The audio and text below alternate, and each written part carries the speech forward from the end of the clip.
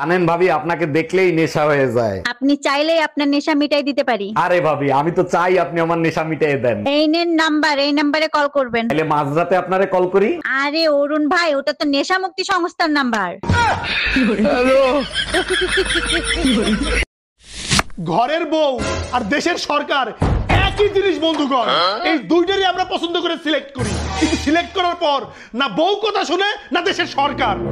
তারপরে তো মজার বিষয়, সরকার পছন্দ না হলেও 5 বছর পর তাকে বদলাইতে পারি। আরে এরা এমন জীবনে বদলানো যায় না। তাই আমার আকুল রিকোয়েস্ট, সরকার বদলানোর মতো 5 বছর পর পর এদের বদলানোর ব্যবস্থা থাকা উচিত। নাহলে এরা মাথায় উঠে যাইতেছে। এটাই বাস্তব।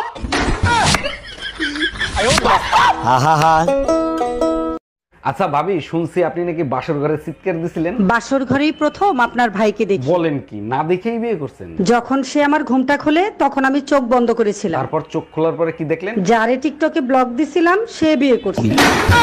আচ্ছা শোনো, তুমি একবার ভাবো তুমি আমারে সাইডে দিছো। আচ্ছা ভাবলাম, আমি তোমারে ছেড়ে দিছি।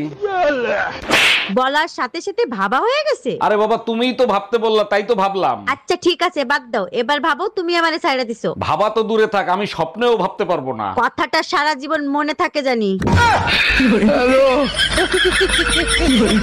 আচ্ছা, আমার গায়ের রং যদি কালো হতো তাহলে কি তুমি আমাকে বিয়ে করতা? জীবনেও করতাম না। আমি কালা, তুমি কালা, ছাউপনা গুলোও তো কালা হইতো, তাই না? আর যদি আমার বাবা যৌতুকে প্রাইভেট কার দিত তাহলে? তাও করতাম না। তোমার বাপের প্রাইভেটের চক্করে আমার জামাইরে হেলিকপ্টার দেয়া লাগতো। আজকে রাত্রে কিন্তু না করতে পারবে না, তুমি 1 সপ্তাহ ধরে আমার না করতেছো। ঠিক আছে, আমি পারি না, তো আমি কি তা করবো, মনে থাকে জানো। আম্মু, আমরা তো পশুর বংশ, তাই না? কি কষ্ট এগুলা? কোত্থেকে শুনছো সেগুলা? হ্যাঁ, কি কথাবার্তা? টিচার আজকে আমার বলছে, তাসিন তোমরা কি বংশ? আমি বলছি আমরা পশুর বংশ। পশুর বংশ মানে? তুই কথা কইছস কেন? তা বলবো না? আব্বু আমার বলে ছাগল, তুমি আমার বলো গাধা। দাদা বলে আমি নাকি বাঘের বাচ্চা, আবার দাদি বলে আমি নাকি বান্দর। মামা বলে আমি বাঘিনী, আপু বলে আমার কুত্তা। তাহলে হইলাম না আমরা পশুর বংশ?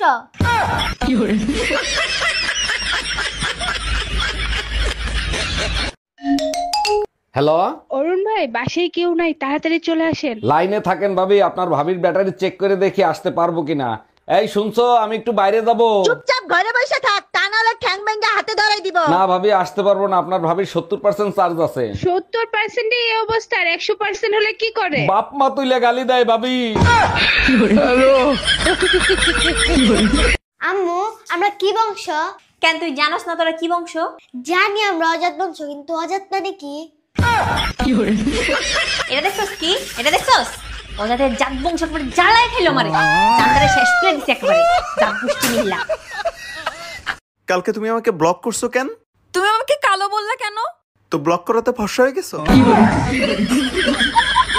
এই কি হয়েছে তোমার? আবার মাথা ব্যথা শুরু হয়েছে? রাতে ঠিক মতো ঘুমাইতে পারি নাই, তাই মাথা ব্যথা করতেছে। তোমারে কতবার বলছি টেনশন নিয়ে ঘুমাবো না, কথা শোনো। আরে বাবা, টেনশন ছাড়া ঘুমাইতে তো চাই, কিন্তু তুমি তো বাপের বাড়ি যাও না। এই কি বললা? আমি তোমার টেনশন? আরে ভাবি, কি হয়েছে? মন খারাপ কেন? আরে ভাই বইলেন না, আমার মাকে খুঁজে পাওয়া যাচ্ছে না। বলেন কি? তা কার সাথে পালাইছে? থাক ভাই, আপনি শুনেন না, আপনি সহ্য করতে পারবেন না। আপনি শুধু একবার নাম বলেন, ওর গুষ্টি ধুয়ে উদ্ধার করে দেবো। তোর বাপের সাথে পালাইছে।